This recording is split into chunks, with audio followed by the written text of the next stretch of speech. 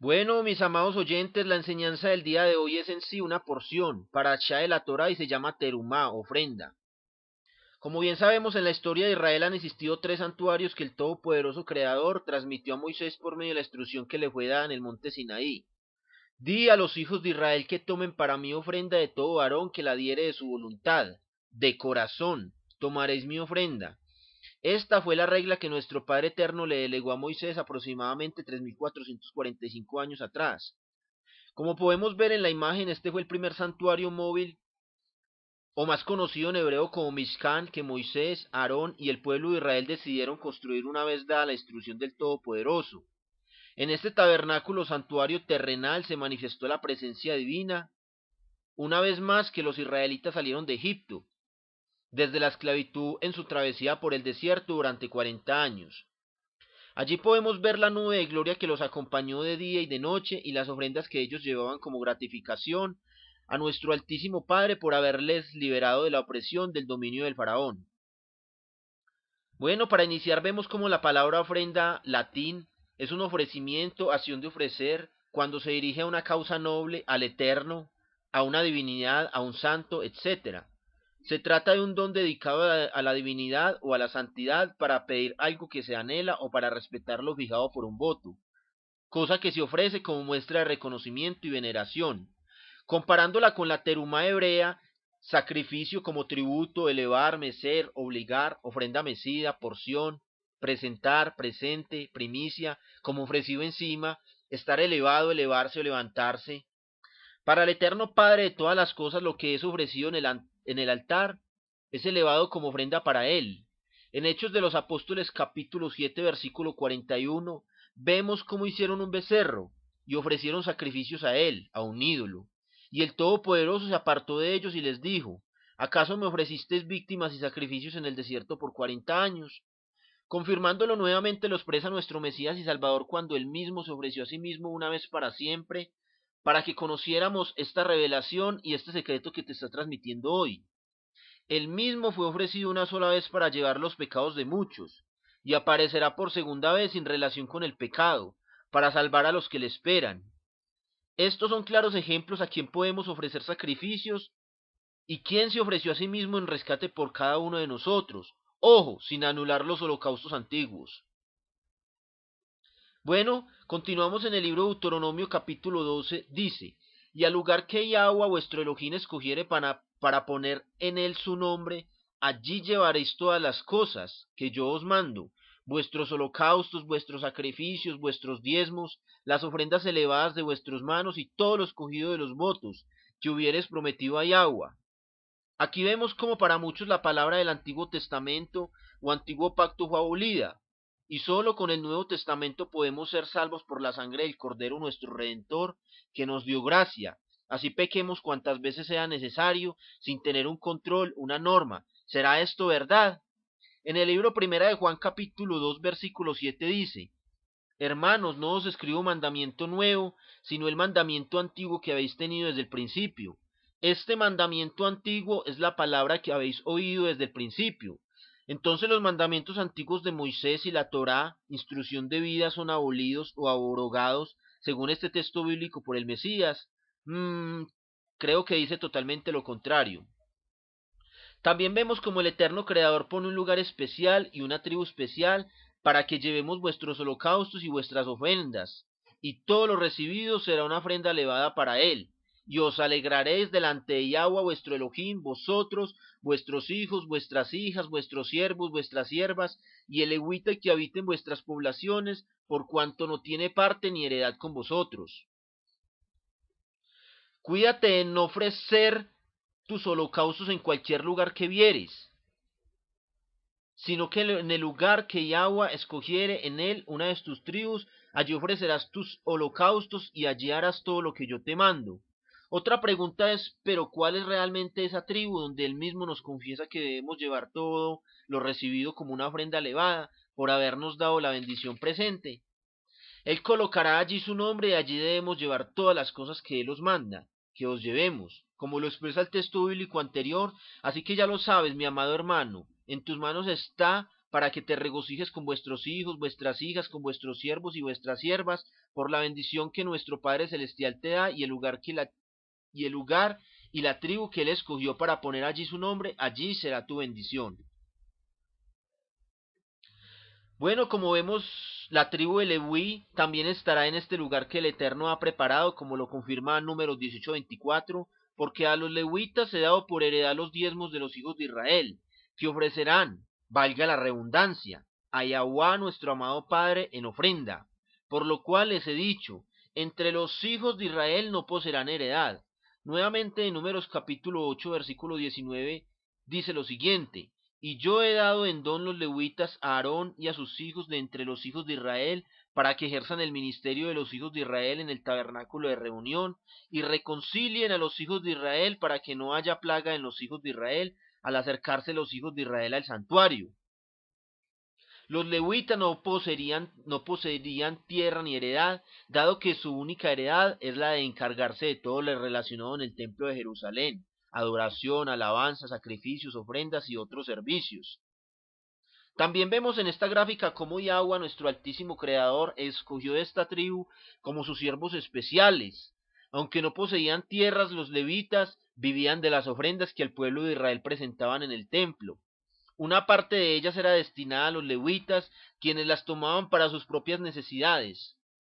En tiempos del rey David Hamelech en hebreo, se realizó una gran organización del personal eclesiástico, y los levitas fueron divididos en 4 clases: los ayudantes de los sacerdotes, los cantores y músicos, los porteros y los jueces y los escribas. Una vez más, Moisés en el monte Sinaí recibió esta revelación y la transmitió a los hijos de Israel. La orden es: di a los hijos de Israel que tomen para mí ofrenda.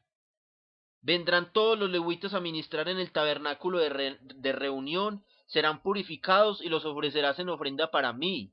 Así apartarás a los levitas de entre los hijos de Israel, y serán míos los levitas. Números 8:14. Después harán un santuario para mí, y habitaré en medio de ellos, y los levitas te ayudarán en mi servicio. Bueno, amados hermanos, según el texto bíblico de Éxodo 25:8, debemos hacer un santuario para Él, y Él habitará en medio de nosotros. Muchas religiones en el mundo han tergiversado este texto bíblico, aunque nosotros sabemos que somos templos del Elohim viviente, como lo expresa 1 Corintios 3:16. ¿No sabéis que sois templo del Elohim, y que el Espíritu del Elohim mora en vosotros? Seguramente hay una excepción en el pueblo de Israel para construir este templo, ya que Él quiere habitar en nosotros mediante un Mishkan, santuario terrenal, porque Él no habita en templos hechos en manos de hombres, sino en el lugar que Él haya escogido para poner allí su nombre. Una vez se recogen las ofrendas por parte de los hijos de Israel en el desierto, se decide construir el tabernáculo terrenal, Mishkan, y se inicia el servicio conforme el eterno Creador lo encomendó a Moisés y a su pueblo en el monte Sinaí. Casi un año después del éxodo de Egipto se erigió el Mishkan, santuario móvil o tabernáculo, y la Shekinah, presencia divina, se instaló visiblemente allí. El santuario o tabernáculo terrenal era el estadio directo para nuestra relación directa con Elohim. Era un lugar donde el cielo y la tierra se encontraban, un lugar de encuentro para el hombre y Yahweh. Una vez que Moisés lo recibió en el monte Sinaí, fue transmitido por escrito en un pergamino que el profeta Samuel entregó al rey David. Este lo había recibido de los ancianos de la Magna Asamblea, quienes a su vez lo recibieron de Josué, a quien se lo entregó Moisés, quien lo recibió de Yahweh. También se dice que este es el 6.º libro de la Torá, instrucción de vida, que se encuentra oculto y que en cualquier momento será revelado en detalle, como se te está manifestando a ti hoy por medio de este video, como las Sagradas Escrituras lo revelan, porque no hay nada oculto que no haya de ser manifiesto, ni escondido que no haya de revelarse. Marcos 4:22. Esto realmente no lo hablan en las congregaciones, y los diseños del Sagrado Templo aparecen al final de la gran mayoría de las versiones bíblicas en el mundo, pero para ellos todo esto fue abolido. ¿Qué pasa? El plano del primer templo El rey Shlomo, Salomón en latín como lo conocemos, comenzó la construcción del primer santo templo. Este primer templo se mantuvo en pie durante 410 años. 70 años más tarde los judíos desterrados regresaron del Babilonio de Nabucodonosor y construyeron el segundo templo, destruido 420 años más tarde por parte del emperador Tito y el ejército romano, hasta nuestros días, que solo habita en el llamado Muro de los Lamentos, en donde muchos fieles continúan esperando el tercer templo de Jerusalén, y el Mesías y rey político y militar que lo reconstruya. Mas sin embargo, para nosotros ya vino el Mesías que ellos esperan, y aún muchos no lo han recibido. Esto tiene una connotación netamente espiritual, pero también física y política. Bueno, más adelante en nuestro próximo estudio hablaremos más profundamente sobre ello. Dentro del primer Mishkan tabernáculo terrenal había tres sectores principales: el atrio, Azará en hebreo, también el lugar Kadosh, o lugar santo, y el lugar santísimo. Allí entraba exclusivamente el sumo sacerdote, la persona más santa del pueblo judío, y únicamente en Yom Kippur, el día del perdón, el día más sagrado del año para expiar los pecados del pueblo de Israel. Con todas las ofrendas que el pueblo de Israel llevaba de corazón y de su propia voluntad, se construyó este lugar donde habitó la presencia divina durante 40 años en su travesía por el desierto. Bueno, para iniciar vemos cómo antiguamente se hacían sacrificios animales. El altar exterior o altar de sacrificio, allí se presentaban todas las ofrendas que los hijos de Israel decidían llevar, conforme lo expresa Éxodo capítulo 29, versículo 38. Esto es lo que ofrecerás sobre el altar: 2 corderos de un año cada día continuamente. Ofrecerás uno de los corderos por la mañana y el otro cordero ofrecerás a la caída de la tarde. También para las personas que no tenían suficientes recursos económicos, se les permitía llevar tórtolas o palominos, o un efa de flor de harina para expiación. Levítico 5:11. Algunas ofrendas eran quemadas, otras degolladas, y a algunas otras se le daría una libación de vino, harina o aceite que tenía que ser comprada por una moneda, conforme al ciclo del santuario, como muestra de agradecimiento al Creador de todas las cosas. Otras ofrendas eran por perdón, otras por culpa, y algunas otras como lo hizo Abel con Yahuá, que llevó de los primogénitos de sus ovejas, de lo más gordo de ellas, y no la ofrenda que llevó Caín, que no miró con buenos ojos el Creador. Bueno, también más adelante habrá un estudio muy profundo sobre esto. Continuamos con el lugar santo del atrio interior o lugar Kodesh, donde los objetos representativos de este lugar mostraban físicamente y espiritualmente los propósitos del Eterno en los postreros días. Allí solo podía ingresar el sacerdote con sus ayudantes levitas. Podemos ver que el candelabro de oro, o menorá en hebreo, está recubierto de oro e internamente es de madera de acacia, igual que la gran mayoría de los utensilios del templo, o mishkan terrenal, y tiene 6 brazos, y con su caña central completa 7 brazos, donde se encienden las 7 lamparillas con aceite puro de olivas para arder continuamente a las lámparas en el lugar santo. De igual manera se encuentra la mesa para el pan de la proposición, en donde hay 12 panes para los 12 hijos de Israel. Cada día de reposo, Shabbat en hebreo, lo pondrá continuamente en orden delante de Yahweh en nombre de los hijos de Israel, como pacto perpetuo. Será Levítico 24:7. También se encuentra el altar de bronce o Mishbach HaKetoret, el altar del incienso. Su significado espiritual se encuentra en el centro del santuario. Representa el equilibrio entre el mundo material y el espiritual. ¿De qué manera? Las 11 especies aromáticas representan al mundo material, mientras que el humo que subía en línea recta al cielo, el espiritual. El altar también representa el amor, la unión, la oración. El pueblo de Israel era como un solo hombre con un solo corazón. El lugar santísimo o Kodesh HaKodashim en hebreo es el lugar más sagrado del mundo, como lo explicamos anteriormente. Allí fue donde Abraham iba a sacrificar a su hijo Isaac, y más tarde apareció un cordero enredado en un arbusto. Que grandiosamente fue este momento. Allí también hay una roca descubierta en la época del rey David y el profeta Samuel, sobre la que estaba colocada el arca. Se llama piedra fundacional porque sobre ella puso Yahweh los cimientos del mundo y lo construyó. Allí se encontraba el Arón Jabrit o Arca de la Alianza, sobre el cual estaba la cobertura o el velo y los querubines que miraban fijamente el uno del otro, levantando sus alas, labrado a martillo, el propiciatorio de oro recubierto en el cual se guarda el más grande secreto y prodigio de las promesas celestiales, las dos tablas del pacto, el jarrón con maná y el cayado de Aarón que reverdeció almendros, son muestras de fe que el Eterno quiere que tú conozcas para que le sigas. Esa era la ofrenda para el tabernáculo que los hijos de Israel debían traer voluntariamente para la construcción del Mizcán terrenal: oro, plata, cobre, azul púrpura, carmesí, lino fino, etc. Mas sin embargo muchos sabemos que la muerte de nuestro gran Maestro y Salvador es una ofrenda superior, ofrecida en el tabernáculo celestial. Su muerte efectivamente es la base legal de vida eterna y perdón de pecados para todo aquel que acepta el regalo de la salvación, sin anular la sombra profética de su tabernáculo terrenal, ya que nuestro Mesías y Redentor pone de relieve las insuficiencias del antiguo pacto de la instrucción dada por Moisés en el monte Sinaí, las completa y las profundiza para que conociéramos la verdad y la verdad nos hiciera libres. Amén. Otra ofrenda para el Eterno es el ciclo del santuario, en hebreo Mahatzit HaShekel. Actualmente una nueva moneda es vendida por un centro de educación en Israel, la moneda original de Ciro Trump, para el tercer templo, recordando que el rey Ciro de Persia fue pieza vital para la reconstrucción del segundo templo. La imagen del presidente Donald Trump en la moneda pretende ser un claro mensaje de gratitud por reconocer oficialmente a Jerusalén como la capital de Israel. También una moneda rara y antigua usada para los propósitos del Santo Templo fue descubierta por casualidad en la ciudad judía, un ciclo de plata del segundo año de la primera guerra judeo-romana, en el año 66-70 después del Mesías.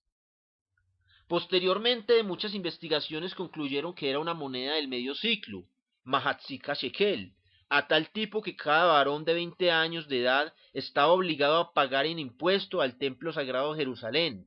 El dinero de rescate sería la plata de las expiaciones, en hebreo Keseja Kipurín, para expiar por vuestras vidas. Es la ofrenda de Yahuwah, el dinero de las expiaciones, conforme lo dice Éxodo 30:13. Esto hará todo el que sea contado, medio ciclo conforme al ciclo del santuario. Medio ciclo es la ofrenda a Yahweh. En algunas versiones bíblicas la unidad de medida de esta moneda es 20 geras, el ciclo del santuario. En otras se mide en gramos de plata, equivalente a 14.4 gramos de plata. Y en Mateo lo confirma cuando nuestro gran maestro y salvador le pide a Shimón Kefá, que es Pedro, cuando llegaron a Capernaum los publicanos que cobraban el impuesto del templo, y él aún mismo lo paga por él y por Pedro, el apóstol, y su equivalente es igual a 4 dracmas, un ciclo de plata. Eso aparece en Mateo 17:27. Esta sería la ofrenda a Yahweh, y será por memorial tal y como está escrito a los hijos de Israel delante de Yahweh para expiar por vuestras personas. Así que ya lo sabes, mi amado hermano, mi amada hermana, ofrézcame sacrificios de alabanza, e invoquemos el nombre de Yahweh. A Yahweh pagaré ahora mis votos, tus ofrendas, delante de todo su pueblo, en los atrios de la casa de Yahweh, en medio de ti, Jerusalén, aleluya. Porque es bien dicho, bienaventurado el varón que no anduvo en consejo de malos, ni estuvo en camino de pecadores, ni en silla de escarnecedores se ha sentado, sino que en la ley de Yahweh está su delicia, y en su ley medita de día y de noche. Será como árbol plantado junto a corriente de aguas, que da su fruto en su tiempo y su hoja no cae, y todo lo que hace prosperará. Salmos 1 del 1 hasta el 3, y la Shejinah se manifestará en él. También dicen los sabios y los ancianos, el mundo se alza sobre 3 cualidades distintas: estudio de la Torá, servicio a Elohim, actos de bondad. Lo que representa esta gráfica es muy similar con estas 3 características. Ambas dan estabilidad al árbol para que resplandezca y podamos habitar y refugiarnos en él, porque les daré un nuevo corazón, para que me conozcan a mí, que yo soy Yahweh. Ellos serán mi pueblo, mi cuerpo, mi templo, mi Mishkan, y yo seré su Elohim, porque volverán a mí de todo corazón. Jeremías 24:7. Bueno, shalom, mis amados hermanos, Yahuwah les bendiga, bendiciones.